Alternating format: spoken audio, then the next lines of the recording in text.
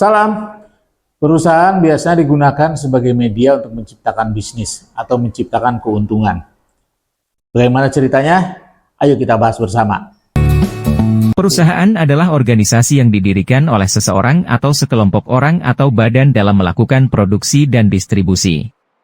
Kegiatan itu dimaksudkan untuk memenuhi kebutuhan ekonomis manusia. Kegiatan produksi dan distribusi dilakukan dengan menggabungkan berbagai faktor produksi, yaitu manusia, alam dan modal.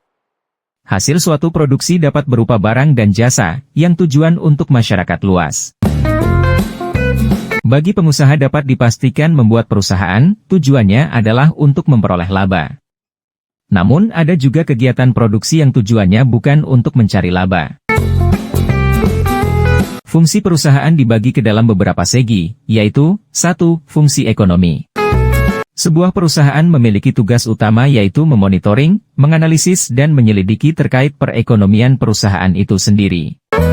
2. Fungsi akuntansi, berguna untuk menjaga kekayaan perusahaan, memastikan prosedur perusahaan dijalankan dengan baik, menjaga keandalan informasi akuntansi serta mendorong efisiensi kerja dalam perusahaan. 3. Fungsi produksi, yaitu menciptakan hingga menambah fungsi dari sebuah barang atau bisa juga jasa. Proses produksi tentunya ada berbagai macam yang bisa disesuaikan dengan bidang perusahaan. 4. Fungsi pemasaran, yaitu aktivitas untuk memenuhi kebutuhan melalui proses pertukaran yang saling menguntungkan antara produsen dan konsumen. Banyak metode pemasaran yang digunakan oleh setiap perusahaan bergantung pada kreativitas masing-masing untuk bisa mendapatkan perhatian dari konsumennya. 5. Fungsi personalia, merupakan pegawai atau personel yang diberikan tanggung jawab sesuai dengan bidang keahliannya masing-masing. Sehingga adanya fungsi personalia ini juga sangat penting untuk menjaga agar efektivitas serta efisiensi pekerjaan yang dilakukan dalam perusahaan dapat berjalan secara optimal sesuai yang diharapkan sebelumnya. Jenis-jenis perusahaan terbagi menjadi dua bagian besar, di antaranya jenis perusahaan berdasarkan lapangan usaha dan jenis perusahaan berdasarkan kepemilikan. Jenis perusahaan berdasarkan lapangan usaha. 1. Perusahaan ekstraktif. Perusahaan ekstraktif merupakan jenis perusahaan berdasarkan lapangan usaha yang pertama.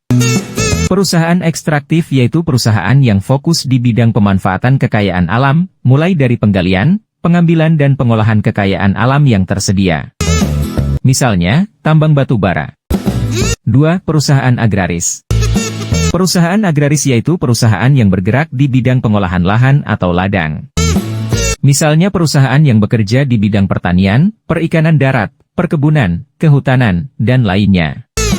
3. Perusahaan industri. Perusahaan industri yaitu perusahaan yang memproduksi barang mentah menjadi setengah jadi atau setengah jadi menjadi produk siap jual. Bisa juga perusahaan yang meningkatkan nilai guna barang. 4. Perusahaan perdagangan. Perusahaan lapangan usaha berdasarkan lapangan usaha selanjutnya adalah perusahaan perdagangan. Perusahaan perdagangan yakni perusahaan yang bergerak di bidang jual beli barang, membeli barang yang sudah jadi tanpa diolah lagi. Misalnya usaha pertokoan, usaha minimarket, dan lainnya. 5. Perusahaan jasa. Selanjutnya yakni perusahaan jasa yaitu perusahaan yang bergerak di bidang jasa atau layanan.